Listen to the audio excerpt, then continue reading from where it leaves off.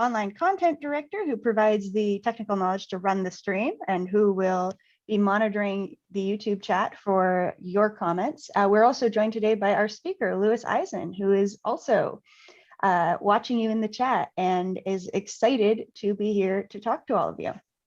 Before we get started on today's talk, I have a couple pieces of housekeeping. First, I just want to mention again, we're putting out a call for volunteers to join the IRMAC board. We're looking now to fill 2 roles. We've got a role for the vice president and for the publicity director. And if you're just interested in joining in a smaller capacity, we also have room for some members at large. You can visit irmac.ca/volunteer for more information. I also am very excited to announce that next month we will be offering a prep course for the CDMP Data Management Fundamentals exam.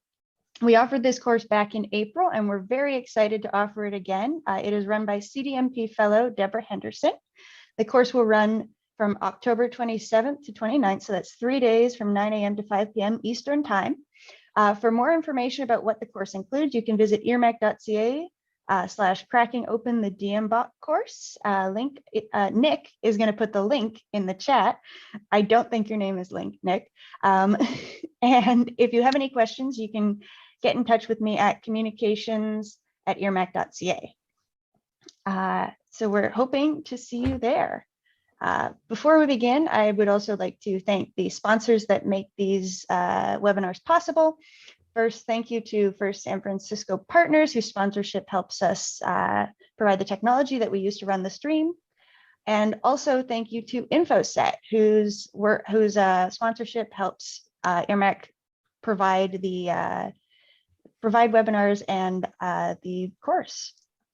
So today's talk, we have Louis Eisen, who is going to tell us why "I love my organization's data policies" is something no one has ever said. Louis Eisen has worked as a lawyer, an IT manager, a business consultant, an information management specialist, and a government policy writer. He now combines all of these past careers to show organizations how to word their operational and administrative policies so that employees will embrace them rather than despise them. He is the author of the international best-selling book, How to Write Rules That People Want to Follow, a guide to drafting respectful policies and directives. And he recently won the 2020 ARMA International Brit Literary Award. So Louis, we're very excited for you to start today. I am gonna throw it over to you to tell us all about it.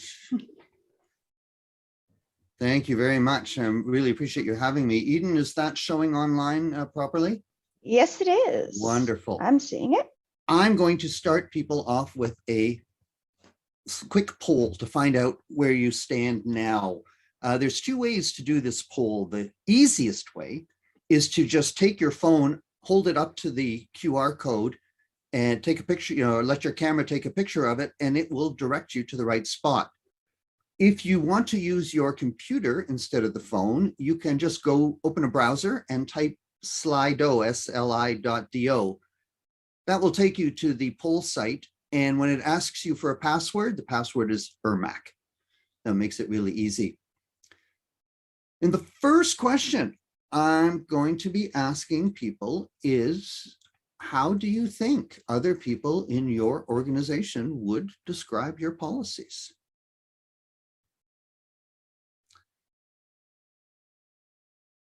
Don't overthink it. Just take a guess. What is it you think that people might say? As you enter your data, it should be showing up in real time, and you do get a chance to change it if it's wrong, or if you hit the wrong button, you can change it.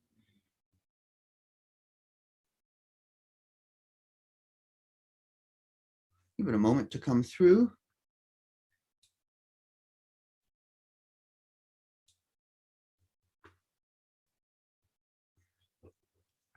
Eden, just of interest, I can see a counter of how many numbers we get. How many people are we counting up to, just approximately? How many people are signed online with us? Online right now? Yeah. Currently watching, we have 14 people. Hello, Okay. all 14 of you. Good. Okay. So I won't wait for 15. Good. Okay. So it looks like this is kind of leveling out in the middle. That people with, the policies are okay, but there's not an incredible amount of enthusiasm for it. Fair enough. The next question then I would ask you is,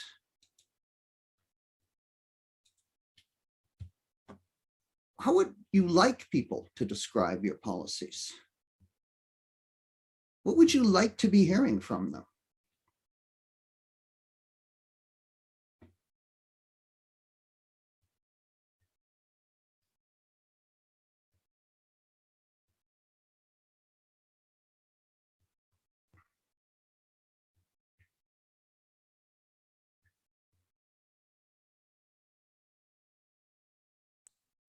What should someone put if their company does not have one or they're in the process of developing one, for the first question?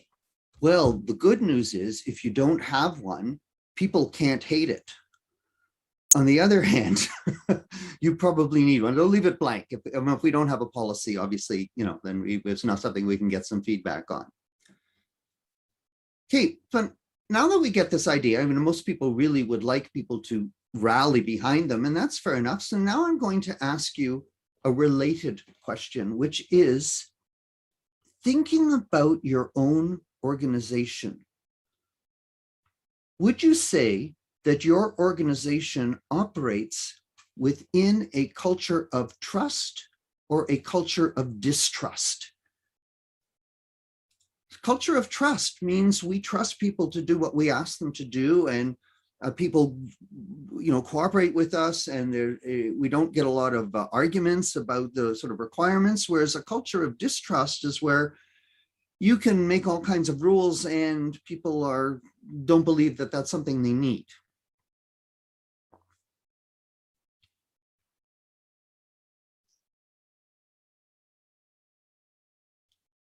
I had to change my answer because I thought a culture of distrust might be one where you put a lot of technical limitations to prevent people from doing things you don't want to do.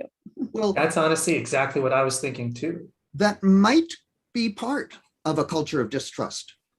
I would agree with that. As I'm from a computer science background, and so one of the things that I learned was in computer security, one of the ways of adding security is to limit people's ability to only interact with what they're supposed to interact with, which could be viewed as not trusting people to not mess things up that they're not supposed to. But it's also just a fundamental aspect of security. No, but you're quite right. And IT tends to have, and not to overgeneralize or blanket everybody, but they tend to operate from a culture of distrust, which is, if we ask people to do something, they won't do it. So we need to program the technology to make sure they don't. That's the operating premise. So that's a culture of distrust. We don't think people will listen unless they're forced to. Okay, interesting. There is a connection between whether or not people like your policies and how you are operating. Let me talk to you a bit about how we fix this. That is, we want to have, obviously we have to have policies, but we want people to follow the policies cheerfully because they believe the policy is the right thing, not necessarily begrudgingly. How do we make our policies helpful rather than obstacles? How can we word them so people will rally behind them, not just say, okay, fine, but people will want to follow them willingly? And the answer is the organization needs to make sure that its policy writing culture is cooperative. So if it has a confrontational policy writing culture, it needs to shift that from confrontational to cooperative. Let me tell you why I got into this field. So you see I had a bunch of jobs before. Actually, I am a certified information specialist from AIM. There are a bunch of different departments I worked in when I was working with the federal government. That was about 17 years there. So you see I can't hold a job. But one of those organizations, I was in charge of a corporate service, and people came up to me and said, no one's following our rules. We have all these policies, we've written all this guidance, nobody's listening to us. Why do we even bother? The people are just doing what they want. We have a terrible problem of compliance. So I looked at the policies and they were full of lots of very absolute terms like always and never and no exceptions, with lots of bold and italics and underline and sentences in all caps with multiple exclamation marks after them.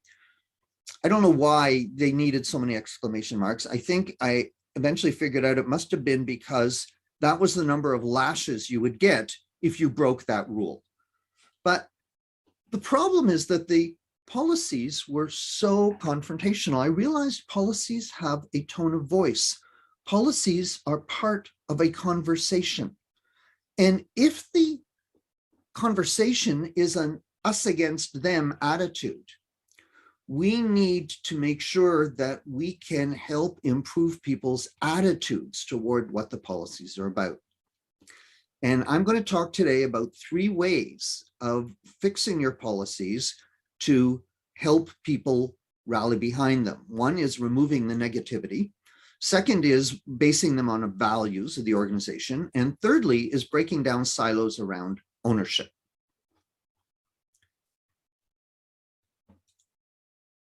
This policy that you're going to see up on the screen in a sec.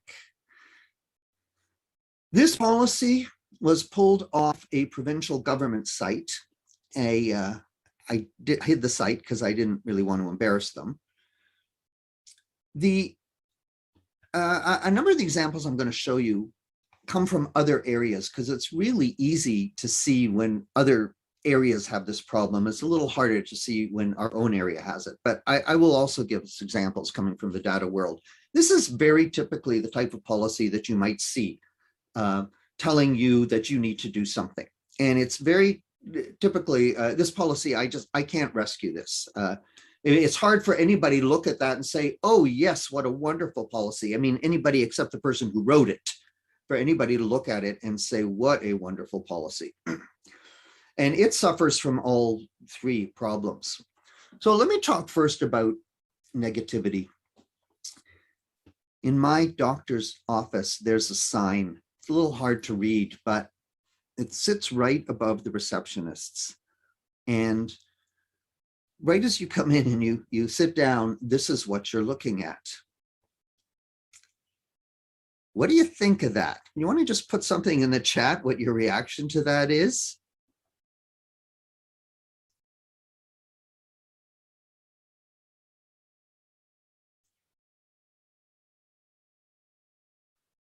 What do you think when you see that?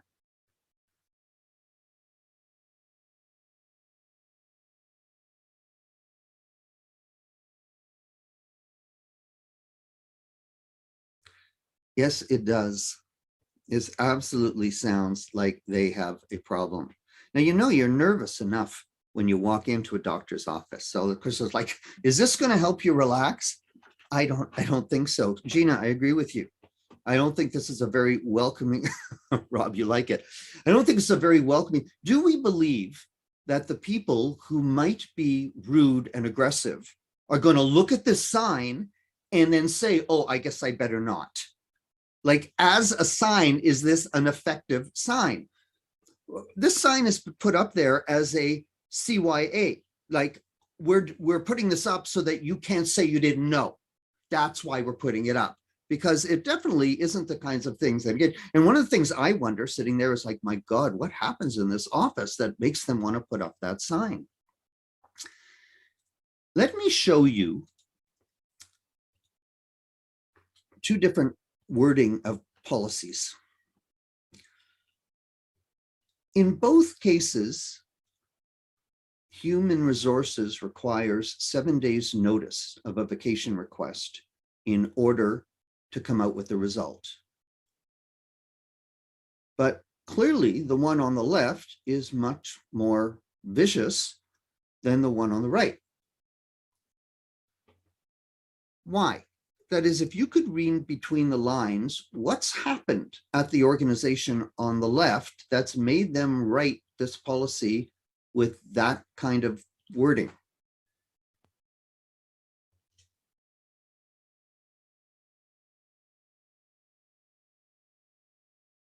What have they experienced that would make them do that?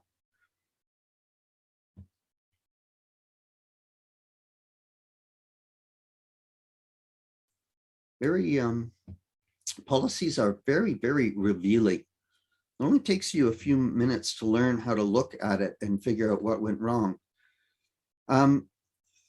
The Ermac, I assume that's Nick. I think that's what's gone on. Yeah, Rob, I think that they've had a number of issues, obviously, too many people, too many incidents. Now, my question is, how did they feel about it? Like, you know, now we know what they had to do, but how are they feeling about having to tell people and to put it?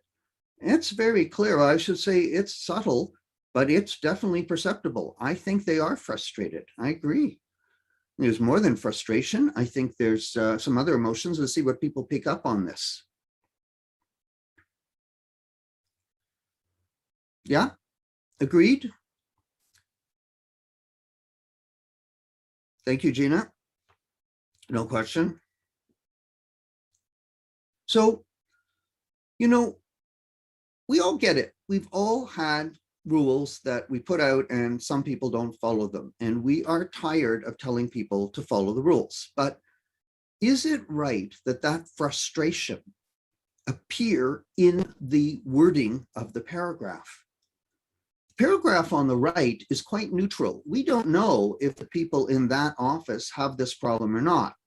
That is, whether people are following it. But on the left, they have basically announced to us that this is a problem for them in the office. That's what this has told us. And if any of you work for government and are working within an open government framework where the policies now have to be available to everybody in the world, everybody else will know that you're having a problem with this issue too, because it really doesn't take a lot to figure out, okay, I mean, this isn't quite working well.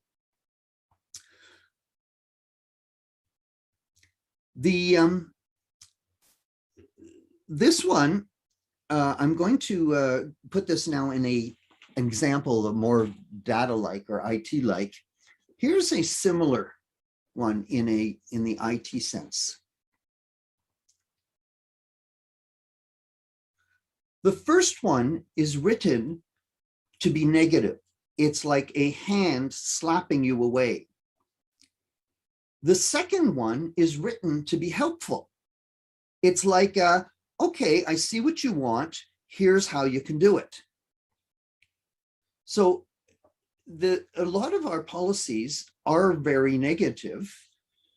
We put in that kind of negativity without really thinking about it. But why, I guess?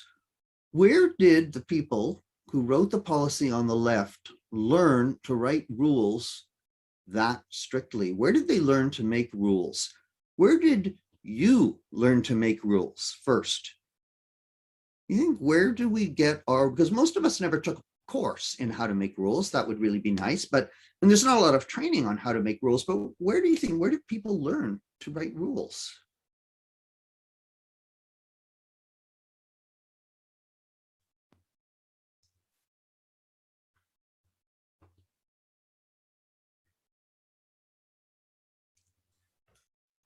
So, Lewis, reading this, the left side honestly feels to me like it might have been written by someone with some kind of computery background, just because of how critical of an issue it could be if someone did this, but also that computers themselves are very black and white. There's like, you just don't do X. Y, you just don't do it. It breaks things. I think that's true, but I'm not going to let the computer people off the hook so easily just because it's computers. Because I think a lot of us grow up learning to make rules like that. And we learn from a very specific place. Thank you, Allison. I think we learn from our parents and our teachers. That's right. I think please, Nick, would you sit up straight, please? Allison, stop fidgeting. Rob, I don't want to see you, doing this again, okay? What we learned was that rules should sound bossy. When we tell people rules, they should sound bossy, and the problem is, though, that what I think our parents and teachers were modeling for us is how adults make rules for children, not how adults make rules for other adults, and that's a very different skill. And most people don't learn that skill. I mean, it's not a hard skill. It just takes a couple of days of training, but it is a skill. It would have been really nice when I was at the dinner table and mom said, you're not getting any dessert until you finish your vegetables. If she had added something like, but you know, if you ever have guests, don't say it to them in that tone of voice. But she didn't do that. Okay, so we learned growing up that when you set rules, rules are supposed to sound bossy. And what I put to people is rules don't need to sound bossy. Rules are a description of your culture. And the culture can sound very positive and still be strict. Now, I have to tell you that my best friend is a police officer, many years. And he first heard me give this talk and he went, yeah, right. I don't think so, he said. He said, you know, that might work for some mamby-pamby organizations. It's not going to work for a police force, not going to work for military, anybody who's used to the hierarchy of rules. The rules have to sound strict or people aren't going to follow them. I've heard that before. I'm sure you have too. I've heard that from a lot of people. But is that true? From my perspective as a lawyer, the most serious rules in any society are the criminal rules, the penal rules, the rules that prevent, you know, murder, kidnapping, treason, all the real bad, the nasty stuff. How are they worded? People must never kidnap other people. It is prohibited for you to murder anyone else. No exceptions will be made. That's not how they're worded. In fact, they're worded quite respectfully. Sorry, here's a criminal code wording. Everyone who commits murder is guilty of an offense and will be sentenced to imprisonment. Govern yourself accordingly. That's the fact. Every person who commits robbery, that person who commits robbery is guilty of an indictable offense and liable to imprisonment for this amount of time.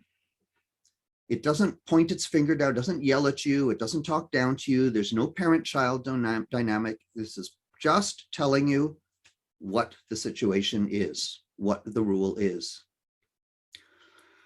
So we have a very absurd situation in this country and in a lot of English-speaking countries. The strictest rules for the most heinous crimes in the country are written more nicely, more courteously than many of the rules that come out of our organizations.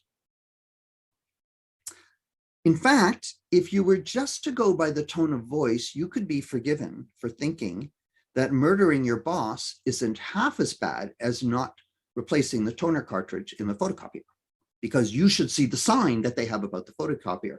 Years from now, social scientists will look at our society and try and figure it out from our documentation. And they'll say, well, those people, they really didn't like robbery and theft and assault, but the worst crime that you could commit was leaving dirty dishes in the sink, because boy, you should see the way the rules around that are worded. Truth is that tone of voice just isn't on people's radar. It's not that the people are bad people, it's totally unintentional. It's, people said, I didn't even think of how it would sound from the listening end. And we've inherited a lot of policies that sound this way. You know what? Even as far back as 20 years ago, managers, supervisors, bosses spoke that way to their employees, and they wrote that way in policies. Today, nobody speaks that way. We have an egalitarian workplace. You have to be respectful. People don't give you rules in that tone of voice. You don't talk in that tone of voice when you talk to people. But many people are still writing in that tone of voice. That tone hasn't caught up to the present. We're talking to people. It's part of a conversation. The problem with this sign behind the receptionists is that it looks like the receptionists are saying it. They wear it. They're very nice, sweet people trying to be very helpful. This looks like they're gearing up for an argument right as you walk in. They wear that sign. So even if you didn't write the policy that sounds very officious, if you work in that department, you wear it. You know, same way we might look at HR and see a bad HR policy and think, oh, that whole HR branch, they're just out to lunch. Like, why are they such power? Why are they so power hungry? the whole branch, the whole IT group, the whole data group, security, etc., where what it is of the tone of voice.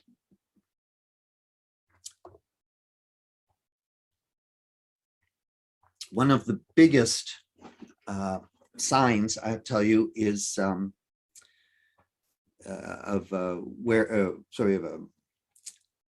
say this sort of confrontational approach is the use of the word must.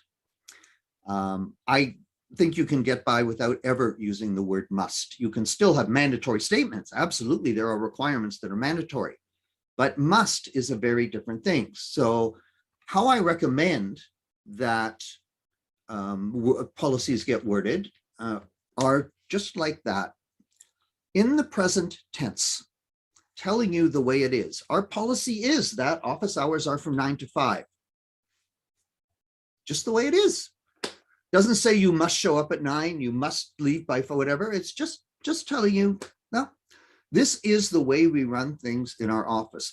The tone of voice should be the same tone of voice that you would have if you were bringing a new person into the office and explaining them, okay, here's how we do things. You can't take the thumb drive home unless you have permission from this person. You can't do this over there. We do this, we put this up here. It's that tone of voice. You're just telling people how things are. One of the, I said one of the signs of was the use of must. Must is so overused. Here's an example in the data world. I've seen this in policies. I don't understand why this is a must. Who is this must directed to? I mean, it's not directed to the employee. Who is this? If this is targeted at someone, I think it's targeted at the people who are keeping that data, which is you guys. In other words, if I were you and you had this policy in your organization, I'd be very insulted. Somebody thinks that if a person who is entitled to see information comes up and asks for it, you're not going to give it to them. So they have to tell you, oh yeah, they must be given access. I think what this rule really is that employees are entitled to have this access. That's what the policy is. And we have to make the assumption that if employees are entitled to it, you will do the right thing. Not that you're going to refuse and do the wrong thing. That's not the assumption on the policy. No question. Ignore the content in each case. I'm totally neutral on whether a policy is the right one to have or not one to have. I am 100% just about how do we word it? How do we make it mandatory and make it look like it belongs to everybody? You know those signs that say customers must wear a mask in the store. God, that is so divisive. Employees must do this. Well, everybody must do that. Everybody's got to wear a mask in the store. Everybody's subject to these things. Why does it say employees must as opposed to we? We do this. That's our rule. You may not think of it, but your policies are part of the employee experience. So the same way when you come into an organization, the HR policies are part of your experience, your policies are part of other people's experience. And if your policies are rough, that's what people experience. A woman named Susan told me one day, when she looks for jobs, she asks to see the corporate policies because she wants to see how they're written. And if she finds that the language is very confrontational, you must do this, this is prohibited, this is not tolerated, she doesn't work there. She moves on. She wants to see how they talk to their employees, whether it's done cooperatively or confrontationally. Okay, so that's the negative part. Let me move on. Feel free to throw a question of that. I want to move on to the next area, which is basing it on values. But as we go through, feel free to throw a question because I will come back to this.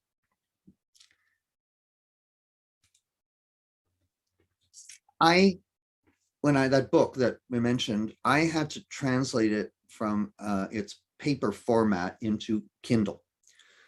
And you may not be aware, but a lot of Kindle devices are still monochrome. So when you choose colors, formatting, and everything, it has to work in all the Kindle devices. So the hard copy edition of the book is black with sort of bright burgundy text whenever I want to highlight something, policy statements, but couldn't use the burgundy. So I needed to make a change. Now, Kindle could have done it wrong. They didn't do it wrong. They did a wonderful job, but they could have done it wrong, and wrong would have looked like this. Here are the colors that you can use. That's what wrong would have looked like. And if they had done that, I would have looked at it and I would think, I think probably the same thing you would think, which first of all, gee, could you find 5 uglier colors to offer me? And second of all, why are you controlling my choice here? Like, why can't I choose what I want? This to me sounds like, here are the crayons Mummy says you can use. That's what this policy sounds like. But they didn't do that. Instead, this is the way their policy reads. When choosing colors for books, we conform to the W3C recommendations for contrast. Okay, I love that. Absolutely, I can stand behind that. I understand what this is about. We need to make a contrast in color. So great, now I'm behind this policy. How do I do that? And the answer to how was for them to give me a technical standard at first. And this is based on the RGB hex colors of which colors I'm allowed to use. And this was a technical formula. I can work with it, but a lot of people can't work with it. But as I'm working with it, I said, well, couldn't you just tell me, offer me some samples of colors I could use? And then I see this. And this is wonderful because now this is solving a problem. I bought into this because I bought into the value behind it. This policy is about accessibility. I believe in accessibility. So I buy into the policy, and so I'll buy into the rules that flow from it. Now we can actually map this out. Okay. Here is a chart I use showing that in fact the values are at the very top and the principles. A lot of people, when they write policy frameworks and set up, they put the policies at the very top, but the policies are not at the top. There's stuff above that, and that's the organization's values, principles, mandate, mission, vision. That's all at the top, and everything should flow down. So once you've established your values and can pull principles from them, you can then make policies. And once you've established your policies, you can then set up standards and procedures and then give people guidance, all kinds of other stuff, best practices, recommended stuff, etc. So we can map this Kindle issue onto this sheet. So the first question would be, what is the value that it's being protected? And I think it's accessibility. This is, I think it's pretty clear. You know, it might be usability. It might be overall that this is more usable if we stick to this color scheme, but that's fair enough. Once we have the value, the next question is, what principles are the policies written on? And a principle weighs 2 values. So a principle says that if 2 values conflict, this one is more important than other. And the determination of what I'm weighing against is the value that somebody who objects to this is going to raise. So somebody might look at this rule about you need to use this color and say, no, you know what? It's not as pretty as the color I want. So we need a principle that works here that says usability is more important than aesthetics. Sure, it might not be as pretty as the color that you want to use, but our principle in this organization is that usability trumps aesthetics. And from there, we can come up with the policy statement that they made. Therefore, we adopt these standards. And then everything else follows from that. Here's a standard, and here's some examples. I buy into this policy because I bought into the values that stood above it. If somebody doesn't buy in, doesn't believe in accessibility, for instance, I think your answer is maybe you're not working in the right organization. maybe you're not like, you don't believe in usability. Well, that's kind of what we're about. Maybe you're in the wrong place. If somebody believes in the values, but says, I don't think usability is more important than aesthetics, well, now we can have a discussion, but it's an adult discussion. It's not a discussion about, are you listening to me or not, or why aren't you doing what I say? It's an adult discussion about whether or not to fill the values of the company and its mission and mandate, usability should be more important than aesthetics, or the other way around. Okay. Too often, we want to take the organization from here to there. And because we are experts in our field and we know what we're doing, we know that the best way to go from here to there is to go straight, make a right, turn left, and turn left. So we write a policy that says you must go straight, make a right, turn left, and turn left. And we wonder why people don't buy into it. Because what in fact we've done is we haven't given them any value to buy into. But where's the shared value? Those values at the top of the organization, they need to be shared. Like they belong to everybody. A number of people have said that you should tell people why you do it. And I think this is true, but why doesn't mean tell me what the consequences are if I don't. That's not what the why is. The why is tell me, why are you sacrificing the value that I think is important? What value is leading the decision? So I would like to choose the prettiest color, and you say I can't. Why? Why does this value not be more important than that's value? That's what I need to know. What is the reason? What is the value behind what you're doing? Now, let me give you an example here. You see when the two are side by side, it's quite clear that one is much more respectful than the other. Let me give you an example in the data world.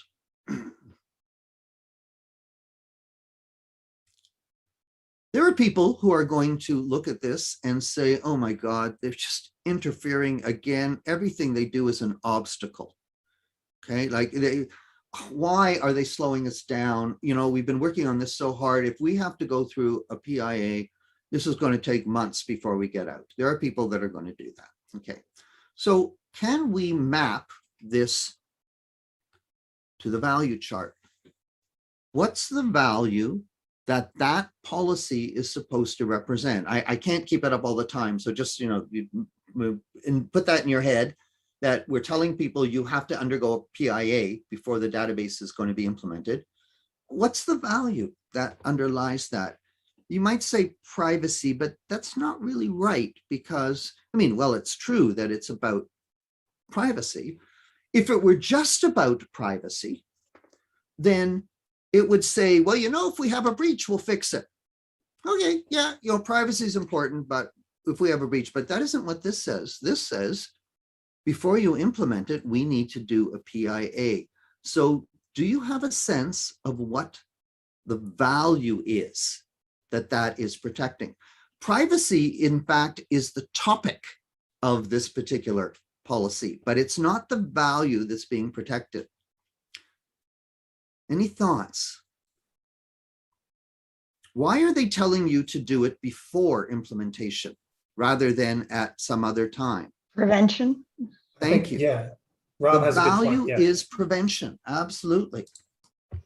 Privacy is the topic in this particular case, but this is about prevention. And from there, we have a principle.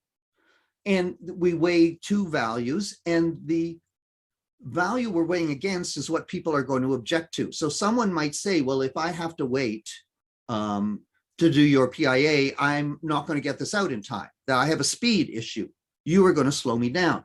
So somewhere along the line, we need a principle that says, yeah, Allison, you got it. Well, I don't know if it's privacy. I think it's prevention trumps convenience. In this case, although I don't disagree with your statement, privacy does trump convenience, but in this particular one, where this is really about prevention, prevention outweighs speed. Yeah, it's true. We are prepared to sacrifice speed because we want to prevent problems. And from that, we can derive our policy. And I think our policy actually is this. Our policy is that we take steps to prevent privacy breaches in new databases before they happen. That's what our policy is. And that people can look at and say, what a great idea. I think that's excellent. That is what we should be doing. Absolutely. How? And now that you get to the how, now you happen to have a procedure in your pocket. A PIA, in fact, is just a procedure. So a statement that says you must do a PIA is simply a statement that says you must follow this procedure. In other words, you must go straight, turn right, turn left, and left. It's very hard for somebody to buy into that. Whereas in this particular case, it's clear that our policy is about preventing problems before they happen. Now, if somebody doesn't believe in prevention, again, I think maybe they're not working on the right organization. If they believe in prevention but don't think it should outweigh speed, well, again, we can have a discussion now. We can have an adult discussion about whether the policy is the right policy to support those values. Okay, but the policy usually is one step back. And the problem is we are so close to it that we think it's obvious it's about prevention, but it doesn't look that way to anybody else. I do a lot of this training with HR people, and they have they have rules like you must swipe your card at all times, and you are not allowed to use anybody else's card. And they say to them, they think that's obvious what that's about. And we all look at it and say, my God, you people are control freaks. Why do I have to swipe in? Like if I'm convenient, I go to that. Why can't I just do this? It's not convenient. And they'll say, but this is about safety. It's just so obvious to them that it's about safety that they don't even think to raise it as an issue. And we have the same thing. When I spend a lot of time working with groups where they'll say, okay, we have a metadata rule that says you must capture the author's name and the date. And I say, fine, what's the value behind it? Well, you have to, because we have to capture it. Yeah, but what's the value? What are we trying? Because capturing things is not a value that other people are going to share with you. I mean, unless they're a hunter. If you're a hunter, I suppose that capturing things might be a value. But if you're not a hunter, capturing has to be part of a strategy or part of a set of principles or part of a value. What is it part of? How does it connect to their mandate?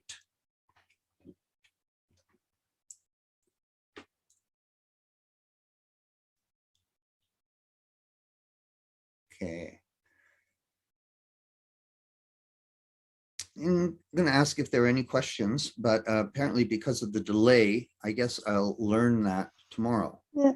I actually do have a question. Sure. So you're emphasizing the values and the sort of rationale for the way the policy is set up. And I think that is very valuable to give to people because it also allows them to make decisions about what to do when the policy doesn't encompass the whole of the activity. I guess to go more deeply into writing it, do you always have to follow this template? Do you always have to put the explanation first, then what the policy is, and then the examples? Or what are the sort of pros and cons of mixing it up? Maybe putting the actual rules first, then an explanation, and then some examples or something like that. So this is a template that I just use when we get stuck with people and we have to try and figure when it isn't really obvious why we're doing things. And I used to challenge. The more and more you write the stuff and you realize, you know what, everything, I mean, let's use the data as a good example. You're worried, for instance, about the integrity of data, okay? And you say, we have security because we can't have changes in the data. Well, I ask what integrity is about. And I think for most people, integrity is about the trustworthiness of the organization. Can you position yourself so that you are trustworthy and people will give you data believing you're trustworthy? So once you've established that trustworthiness is the value that you're working from, and you come up with a principle that might say, for instance, trustworthiness is more important than cost. That's the principle we're going to work with. You don't have to repeat that a lot. A lot of the policies that you have are going to follow from that. So it doesn't have to be done each time.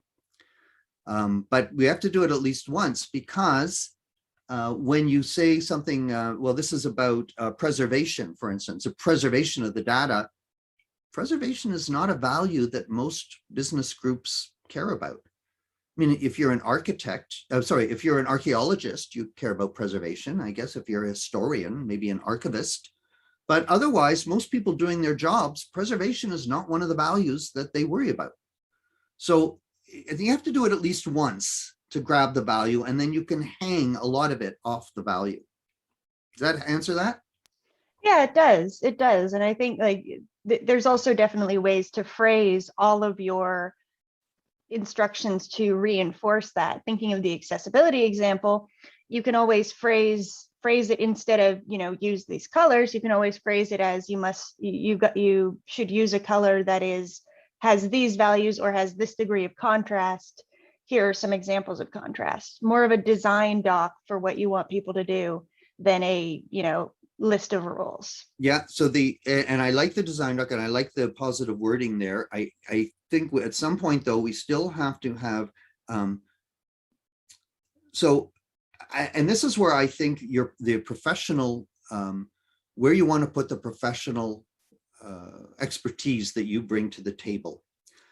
The policy has to come from the management people. And so they're the ones who have to say, oh yeah, prevention outweighs speed, and we're going to take steps to prevent privacy breaches from happening. And once they do that, the how we do that can be delegated down to the professional level. So it's the professionals who can set standards and procedures that say, absolutely, here's how you do it. Here's our standard, here's the way, here's what we're offering. We've got all kinds of tools. We can help you do it. If somebody challenges and says, well, that's too much work, the challenge should not be to the standard or procedure, because that's the right standard or the right procedure. That challenge is to how much the policy is going to be implemented across the board. So I always recommend professionals don't change your professional opinion on what the policy is, but policies to a very large degree are targets. Okay. They are things that you want to reach. And a question, if you think of a policy as or a value that this is what we'd like to reach 100% of, right now we're at 60. I'd like to get it up to 80. So if somebody says this is too much work, I want you to change the standard, the answer is no, we're not changing the standard.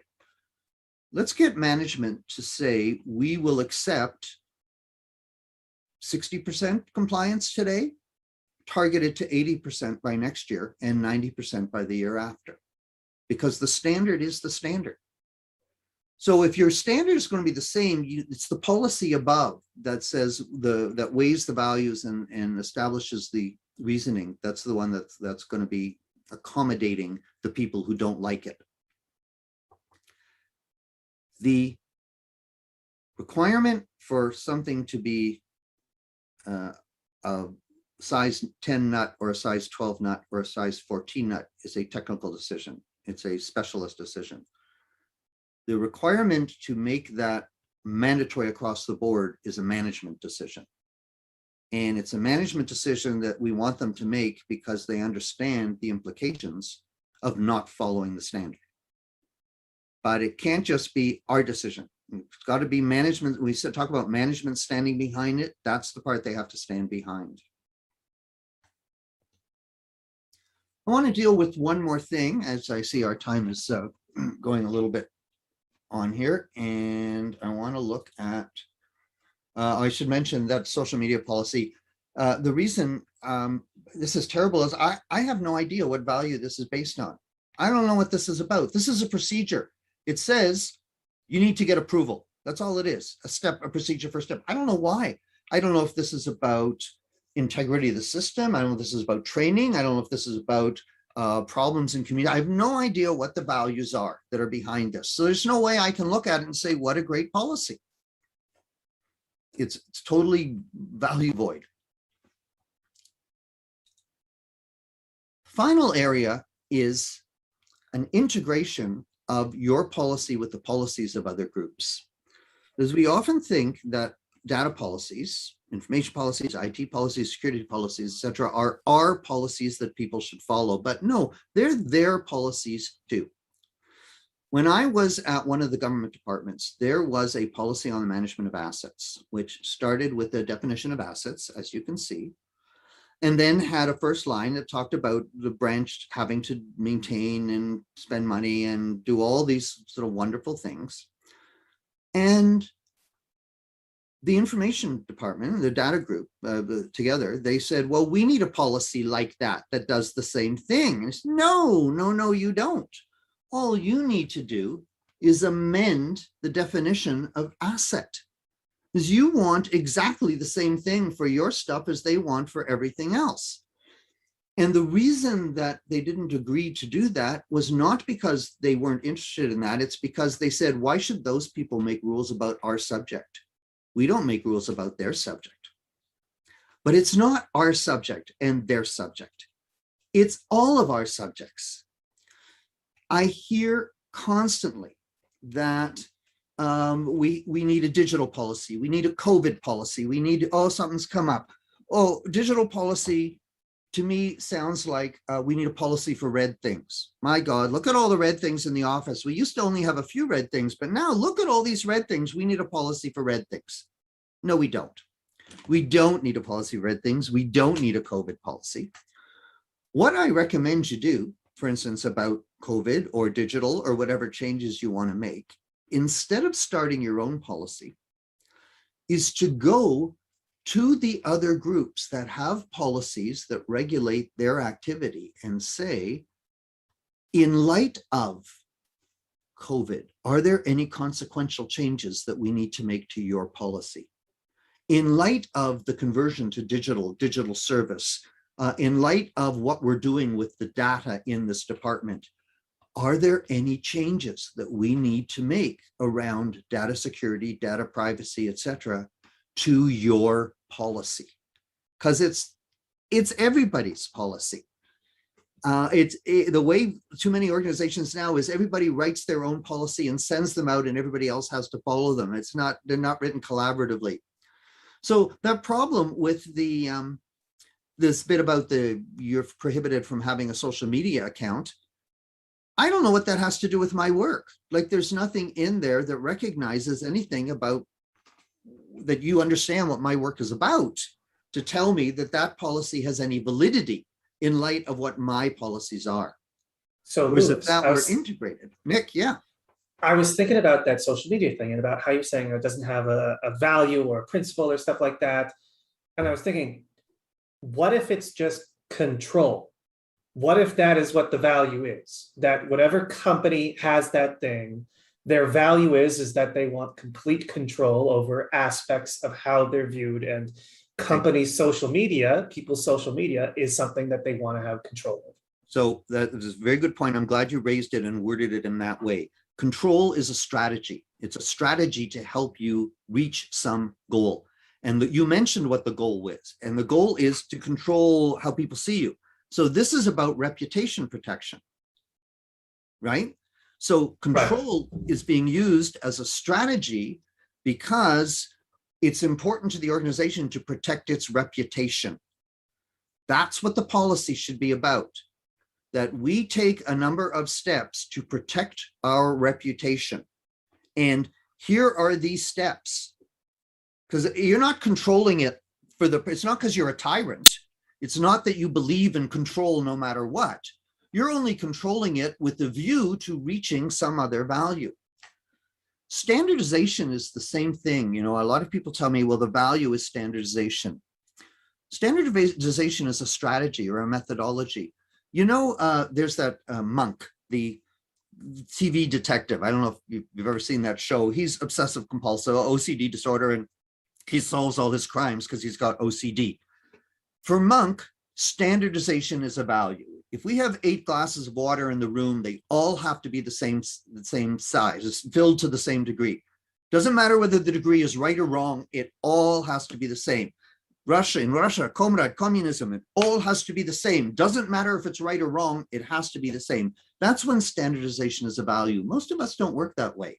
We say, no, we're standardizing because we want to achieve something. So the value is, what is it you want to achieve? The same with the control. What is it you want to achieve that you believe this control will help you achieve? Sound better? Yeah, that does. It's very interesting. Compliance is a strategy. Again, people wave compliance around as a value. It's not a value, it's a strategy. And compliance is a strategy for achieving something. What are we trying to achieve? And I think what we're trying to achieve with compliance is integrity. That is, we want to say we have integrity. We have integrity as an organization. We do things by the book. We do them right. We do them with you in mind. We do them by the book. We have integrity. And in order to reach that value of integrity, we need to have a methodology, strategy of compliance and enforcing compliance. But compliance just for compliance sake, well, you know how people react to that. You already know how people react to that. Okay, so listen, we're coming low on the time here. I've having had a discussion with Eden on this. I'm offering a couple things. I've given you a copy of one copy of the book that is going to be given out in a raffle. I don't know how Eden is going to choose some way that we're actually going to give it out. And I have actually a policy course coming up in November. So I'm prepared to offer your group a 15% promotional discount. There's the code. There's more information about what we're covering. This is about how to change your organization's policy writing culture and how culture has an effect. Most organizations' policy writing culture actually comes from the old paper days. So what they do is they write policies with the paper model without looking at, well, that's not how people use policies, not how people reach policies, not what people want to hear when they're going to follow policies. What do they want to hear? What do they need to know?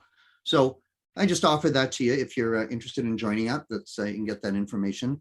A copy of this deck will be put into a PDF and sent around, made available to you, Eden.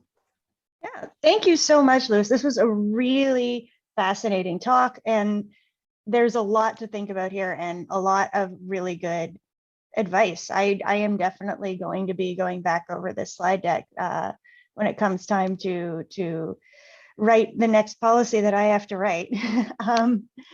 And thank you also so much for the promotional code. The workshop sounds really interesting, as well as for the digital copy of your book that you've offered that we are going to be holding a raffle for. The raffle, you'll be able to find details on our website or on the Earmax website or on Earmax LinkedIn if you follow us on LinkedIn, or you can join Earmax mailing list. Nick, while we're still here, I don't know if you can find a link to Earmax mailing list to put in the chat while we do the outro. Yeah, and so we'll set up a raffle and we'll provide you with details on how to enter and how you can win a copy. So yeah, thank you so much for coming, Louis. Thank you so much, everyone, for joining us. This has been really interesting.